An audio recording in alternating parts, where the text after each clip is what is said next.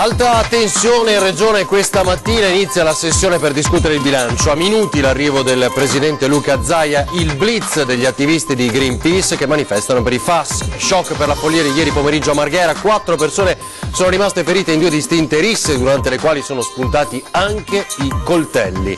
È stato denunciato dai carabinieri l'uomo che ha insidiato 3 giovanissime nel patronato di Vigonza a Padova, ascoltato dagli inquirenti avrebbe ammesso le proposte oscene. Attimi di paura ieri sera a Casale sul Sile, nel Trevigiano, dove i cittadini hanno avvertito distintamente i colpi esplosi in aria per bloccare ladri in fuga. È accaduto vicino a una scuola. Operazione della Guardia di Finanza a Paese, nel Trevigiano, sequestrato il tesoro degli Udorovic, confiscato in base alla legge antimafia che intacca i beni ottenuti attraverso attività illecite. Predisposti i piani antiterrorismo del Comitato per l'Ordine e la Sicurezza, massima attenzione soprattutto agli attacchi in vista dei festeggiamenti per Natale e Capodanno a Venezia e Mestre. Aule con 13 gradi, a lezione con il cappotto per il freddo in alcune scuole padovane, in un istituto studenti in classe con le coperte. E buongiorno e ben ritrovati in diretta con l'informazione di Antena 3, la nostra prima edizione al racconto della mattinata. Cominciamo dunque subito collegandoci con Venezia, perché è una mattina, lo avete sentito, ad alta tensione per 2 motivi. La politica inizia il dibattito ufficialmente oggi per quanto riguarda il bilancio della nostra regione. È atteso a minuti l'arrivo del governatore Luca Zaia e poi all'improvviso stamattina la manifestazione di Greenpeace insieme alle mamme cosiddette no FAS. E allora ci colleghiamo in diretta con Ilaria Marchiori dal Ferrofini. Ilaria. Sì, buongiorno da Venezia, ci troviamo a Palazzo Ferrofini, sede del Consiglio regionale del Veneto, che tra l'altro in questi minuti è anche in corso per discutere del bilancio. All'ingresso però c'è una protesta da parte delle mamme no FAS, cittadini dei comuni interessati dall'inquinamento appunto da FAS, uniti insieme agli attivisti di Greenpeace. Sono entrati proprio in azione questa mattina davanti alla sede del Consiglio regionale per protestare contro il grave inquinamento da FAS. Circa 30 attivisti hanno raggiunto il Palazzo regionale in barca e poi hanno aperto proprio sul pontile uno striscione con scritto bonifica subito, per chiedere l'avvio delle operazioni di bonifica del sito di Miteni, che è l'azienda chimica ritenuta dalle autorità la principale fonte della contaminazione. Tante le mamme e i genitori qui fuori che stanno protestando, e da poco è stata ricevuta proprio una delegazione per cercare di ottenere una risposta in tempi brevi. Qualcuno di loro ci ha detto bisogna capire che cosa significa tempi brevi, perché per noi i tempi brevi sono già passati. Lo sappiamo, è da tempo che vanno avanti con questa protesta e che si discute. Ci sono naturalmente delle commissioni che stanno lavorando e delle ricerche in corso, ma ancora non è arrivata nessuna risposta, ed è quella che vogliono e chiedono genitori e attivisti. Per il momento da Palazzo Ferrofini è tutto, restituisco la linea allo studio. Bene, grazie Ilaria. Così dunque le novità da Venezia. Dovessero esserci aggiornamenti, torna a collegarti con noi. Ora torniamo invece a quanto accaduto ieri pomeriggio a Marghera. Ne abbiamo già anticipato i primi dettagli nei telegiornali ieri, approfondito a 20:10, ma è stato un pomeriggio di follia, con 4 persone rimaste ferite in 2 distinte risse. Sono spuntati anche i coltelli. Marghera continua a essere ostaggio di persone senza scrupoli disposte a tutto. Ieri pomeriggio in centro, tra Piazza Mercato e Piazza Sant'Antonio, si sono viste scene di una violenza inaudita. Nelle vicinanze della sede della Caritas, negli spazi dell'ex scuola materna Sacro Cuore, 2 cittadini marocchini, forse per motivi passionali, se le sono date di santa ragione, fino a quando il più facinoroso ha estratto un coltello col quale ha ferito al volto e a una gamba il contendente, cui ha tirato in testa anche un San Pietrino. L'uomo, descritto dai testimoni come una persona tranquilla, è stato soccorso dal 118 e portato al pronto soccorso per le medicazioni del caso. Alla polizia sono stati forniti gli elementi utili per l'individuazione dell'aggressore, che avrebbe un vistoso tatuaggio al volto. Di lì a poco un tunisino ha dato in escandescenza al bar San Marco in piazza Mercato. L'uomo ha iniziato a inveire contro gli avventori urlando italiani razzisti. Nel bar anche una coppia di italiani che hanno deciso di uscire dal locale. È stato a quel punto che il tunisino ha iniziato a insultarli pesantemente, provocando la reazione dei due che gli hanno risposto per le rime. Allora l'uomo si è scagliato contro la donna e mentre il compagno cercava di fermarlo è stato estratto un coltello. Tutti e tre sono rimasti feriti, la donna alla mano e al volto, mentre il tunisino è stato trasportato in condizioni più gravi all'ospedale di Mestre. E ora nel Padovano invece, perché è stato denunciato dai carabinieri l'uomo che ha insidiato 3 giovanissime nel patronato di Vigonza.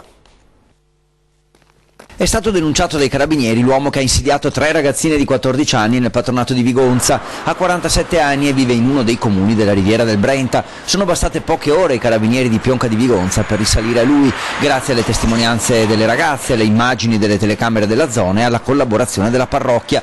Identificato e accompagnato in caserma, l'uomo avrebbe ammesso le proposte oscene rivolte alle giovanissime. Trevigiano, Casale sul Sile, avvertiti distintamente dalle persone i colpi esplosi in aria per bloccare i banditi in fuga, accaduto ieri sera tra l'altro vicino a una scuola. Spari in aria per tentare di bloccare dei ladri in fuga, colpi distintamente avvertiti da alcuni genitori che nella vicina scuola erano a colloquio con gli insegnanti e che sono stati invitati dalle forze dell'ordine, subito contattate, a non uscire dall'edificio. È accaduto ieri sera a Casale sul Sile, teatro di un rocambolesco inseguimento immediatamente segnalato sui social network dai residenti, che hanno affermato di aver chiaramente avvertito gli spari nella zona di via Filzi, notizia che subito si è diffusa e che le forze dell'ordine hanno di lì a poco spiegato. I carabinieri, primi a incrociare la macchina, un Audi Q3 risultata rubata qualche giorno fa nell'Interland di Treviso. I 2 a bordo alla vista dell'auto dell'arma si sono dati alla fuga, da lì l'inseguimento ad alta velocità. La vettura è stata poi intercettata da una volante della polizia in comune di Mogliano Veneto, all'altezza di Bonisiolo. I malviventi sono stati costretti ad abbandonare l'Audi, poi recuperata, riuscendo a scappare a piedi nei campi dove hanno fatto perdere le proprie tracce. E poi la Guardia di Finanza di Paese, sempre nel Trevigiano, che ha sequestrato beni per 2 milioni di euro alla famiglia Udorovic, beni confiscati in base alla legge antimafia. Gli uomini della Guardia di Finanza hanno fatto irruzione a Paese nelle abitazioni degli Udorovic, sequestrato il tesoro in base alla legge antimafia che intacca i beni ottenuti attraverso attività illecita. Le Fiamme Gialle hanno messo i sigilli su parte dei beni del clan che vive da anni alle porte di Treviso. Si tratta di un appartamento, alcune auto, terreni e conti correnti per un valore di circa 600.000 euro. L'operazione è arrivata quando il Tribunale ha accettato la richiesta del pubblico ministero Omar Adedonà, che ha coordinato la lunga indagine svolta negli ultimi anni dalla Guardia di Finanza. Ora la palla passa alla Corte d'Appello, a cui i nomadi ricorreranno per evitare che il tesoro confiscato passi nelle mani dello Stato. Sul fronte della sicurezza vi raccontiamo adesso di un altro episodio nel veneziano ad Olo, quando un pensionato è rientrato a casa trovandola a soqquadro. Chiaramente erano passati i ladri di là, oltre allo shock, la paura, il dolore per aver perso gli oggetti più cari, e così è stato colto da malore. Trova la casa a soqquadro e per lo shock viene colto da malore. È accaduto lunedì sera a Dolo. Riporta il Gazzettino che un uomo di 68 anni versa in gravissime condizioni all'ospedale di Dolo per le conseguenze di un malore di origine cardiaca sopraggiunto dopo aver trovato la sua casa visitata dai ladri. L'anziano, già sofferente di cuore, non ha retto il dispiacere, si sarebbe accasciato a terra trovando comunque le forze per chiamare il 118. Secondo quanto scrive il quotidiano, i ladri non avrebbero trovato nulla da rubare, avrebbero lasciato l'abitazione in condizioni tali da provocare nel 68enne un forte stato di agitazione. I sanitari dell'ospedale di Dolo si sono riservati la prognosi. Ora i piani antiterrorismo per il Natale, Capodanno ormai alle porte. Massima attenzione soprattutto agli attacchi possibili in vista dei festeggiamenti, dicevamo appunto Natale, Capodanno, a Venezia e Mestre. Certamente ci saranno delle fioriere piuttosto che dei mezzi che potranno impedire l'accesso sulle vie principali verso le aree pedonali piuttosto che altro ancora. La presenza in termini di agenti appiedati sia con la divisa che in borghese sarà altrettanto intensa al punto di garantire la sicurezza durante gli eventi, le manifestazioni, durante il Natale, comunque tutto il periodo appunto delle vacanze. Massima attenzione per prevenire i rischi, soprattutto quelli legati a eventuali attentati terroristici. Per Venezia, Mestre e provincia sono in fase di elaborazione piani di sicurezza che dovranno garantire lo svolgimento di Natale e Capodanno, limitando il più possibile il pericolo di attacchi. Misure preventive stabilite dal Comitato per l'Ordine e la Sicurezza con la partecipazione di prefetto e questore, ma ancora in fase di definizione, specifica D'Este. Assicurarci su tutte le forme possibili di eventuali minacce di qualunque natura certamente è un punto, è un focale per noi in questo momento sul quale stiamo ultimando i sopralluoghi e quindi le decisioni ultime. A Mestre andranno protetti i mercatini del centro e in generale le aree dello shopping natalizio. A Venezia le aree più popolate sono già state oggetto di accurati piani di sicurezza attivati in occasione di grandi eventi come il Carnevale e il Redentore. In piazza San Marco non ci saranno i fuochi d'artificio. Le squadre mobili delle questure di Pordenone e Trieste hanno sgominato una banda che utilizzava esplosivo per far saltare gli sportelli bancomat. Arresti e perquisizioni sono stati eseguiti nella notte in collaborazione con le squadre mobili delle questure di Vicenza, Verona e Treviso. La banda è accusata di numerosi furti a bancomat messi a segno tra Friuli Venezia Giulia, Veneto ed Emilia Romagna. In manette sono finite 4 persone, mentre altri 2 soggetti saranno sottoposti a obbligo di firma. E ora il caso, lo ricorderete, dell'artigiano di Breda di Piave ridotto in fin di vita nel corso di una rapina in un parco a Londra la scorsa primavera. L'aggressore è stato condannato a 18 anni.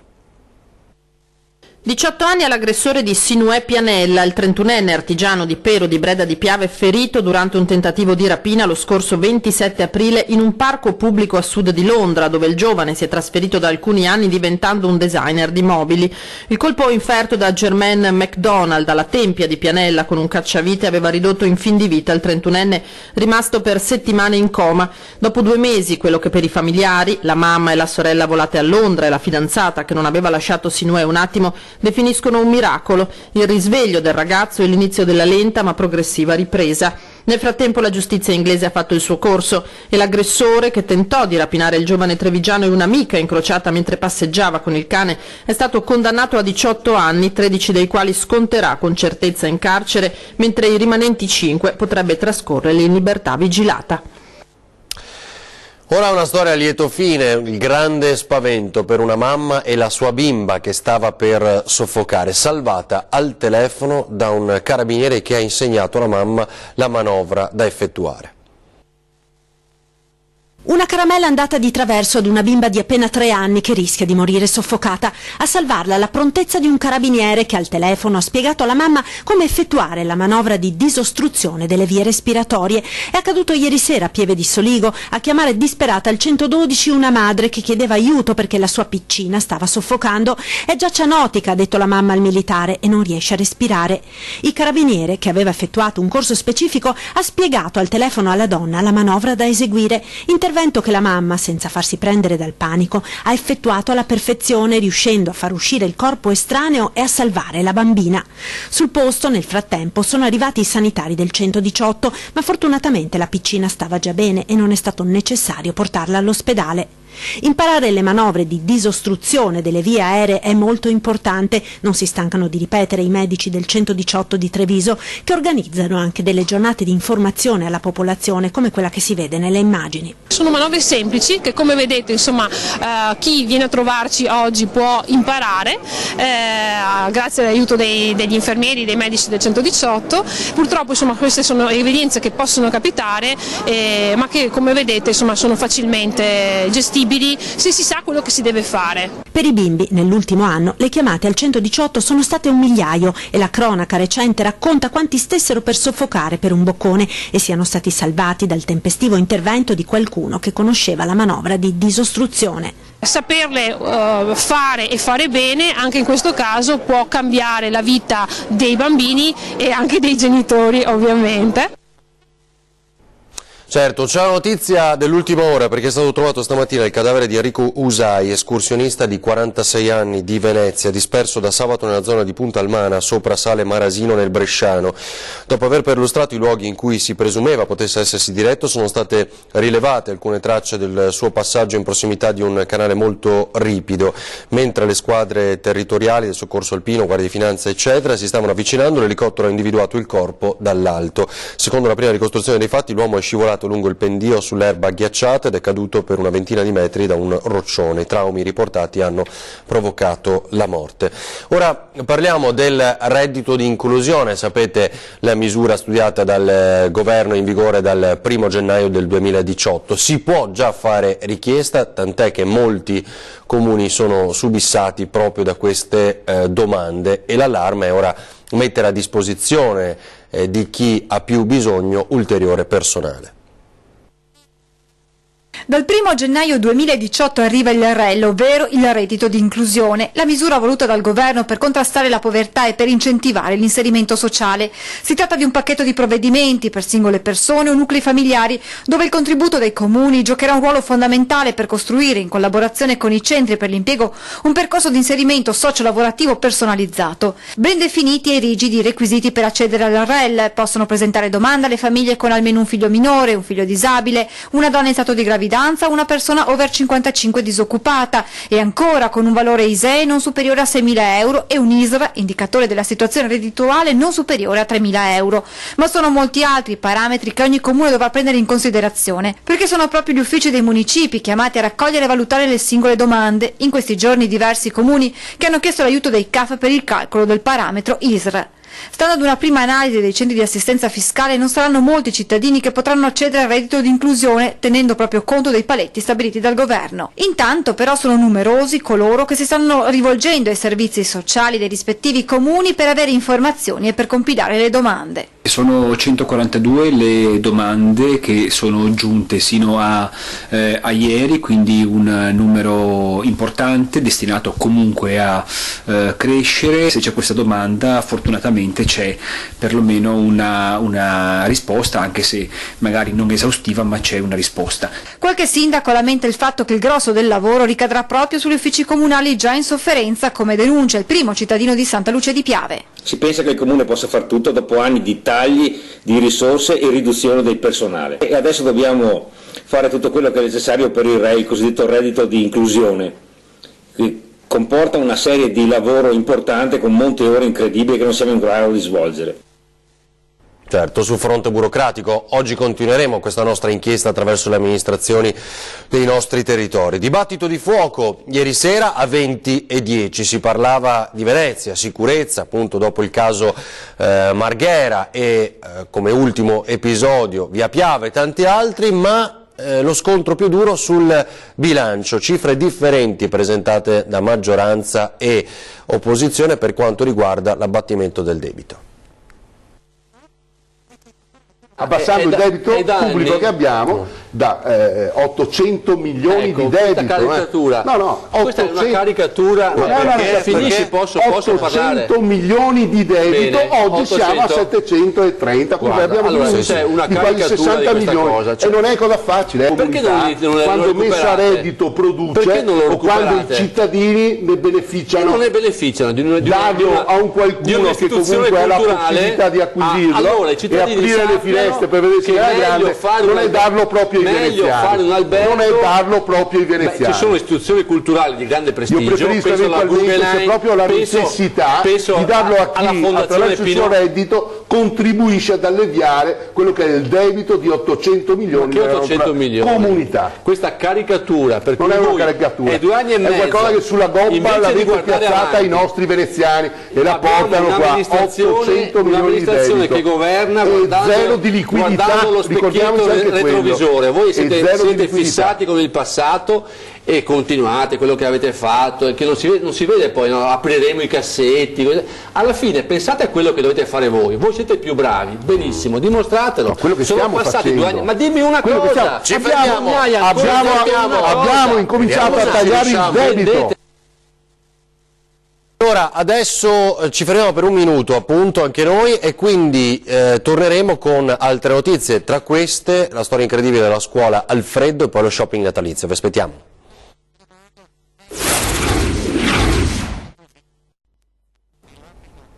Torniamo in diretta, la nostra prima edizione, i giorni del gran freddo, a parte oggi che c'è un bellissimo sole sulla nostra regione, ma addirittura in alcune scuole del Padovano si è andati a lezione senza il riscaldamento e alcuni studenti perfino con le coperte. Di norma nelle classi ci dovrebbero essere 18-20 gradi, ma in alcuni istituti superiori di Padova in questi giorni di grande freddo gli studenti stanno gelando. Accade all'istituto professionale Leonardo da Vinci, il termometro in aula oscilla tra i 13 e i 16 gradi, molti gli studenti che hanno deciso di stare a casa, i più temerari invece fanno lezione con cappotto e si sono portati la coperta. Il preside ha già sollecitato l'intervento urgente della provincia e ci sarebbe già stata una prima ispezione dei tecnici. Servono però interventi di manutenzione e revisione degli impianti di riscaldamento e sistemazione dei serramenti che in molti casi sono vetusti. E sempre a Padova più corse di bus e tram per agevolare lo shopping natalizio. Durante il periodo natalizio aumenta il volume delle auto in città in occasione dei mercatini e così per ridurre la congestione del traffico e l'inquinamento atmosferico il Comune di Padova ha deciso di promuovere l'utilizzo dei mezzi pubblici, dei parcheggi scambiatori e capolinea del tram, facilitazioni tariffarie, temporanee, valide sull'intera rete con un investimento da 50.000 euro per potenziare le corse del tram nei giorni festivi e rendere gratuiti i parcheggi scambiatori e più accessibili le tariffe degli autobus. Si parte già dal Ponte dell'Immacolata. Sanità trevigiana, misura di donna. Tutti i presidi ospedalieri hanno ricevuto i bollini rosa dell'Osservatorio Nazionale sulla salute della donna. Un riconoscimento importante per quello che stiamo facendo, ha spiegato il direttore generale dell'ULSS 2 della Marca, Benazzi. La sanità trevigiana a misura di donna. Tutti gli ospedali dell'ULSS 2 hanno ottenuto da Onda, l'Osservatorio Nazionale sulla Salute della Donna, i fatidici bollini rosa. I 3 bollini, che vuol dire l'eccellenza per quanto riguarda il percorso donna all'interno degli ospedali, che significa breast unit, chirurgia senologica, che significa accompagnamento della donna dal parto e ai consultori, che significa percorsi anche ovviamente per aiutare la donna nel momento in cui ci sia la violenza verso la donna. E sulla violenza verso le donne è stato importante il protocollo siglato con la Prefettura di Treviso. Noi insieme alla Prefettura e le altre istituzioni, compreso la Procura della Repubblica, abbiamo fatto un percorso importante, un protocollo dove la donna che ha subito violenza viene presa in carico del pronto soccorso e poi condotta per mano nei percorsi di aiuto rispetto alla violenza subita. Mai come ora c'è bisogno di una maggiore attenzione verso le donne in un periodo dove i casi di violenza sono aumentati. Un riconoscimento, questo, frutto di un impegno importante, conclude Benazzi, in cui tutti noi crediamo. Resta il tempo per ricordarvi gli ospiti delle nostre trasmissioni nella giornata. Tra poco, pochissimo, c'è ore 13 con Pier Giorgio Paradin, si parla della legge salva suicidi, la norma europea che estingue i debiti e che in pochi conoscono. Questa sera 20:10 invece la lunga giornata della regione non solo, si parlerà di autonomia con il segretario della CGIL di Treviso Giacomo Vendrame e il consigliere regionale della Lega Nord Luciano Sandonà. È tutto, ci rivediamo a partire dalle 18:30 con i nostri telegiornali, adesso il meteo per la giornata di oggi. Buona giornata.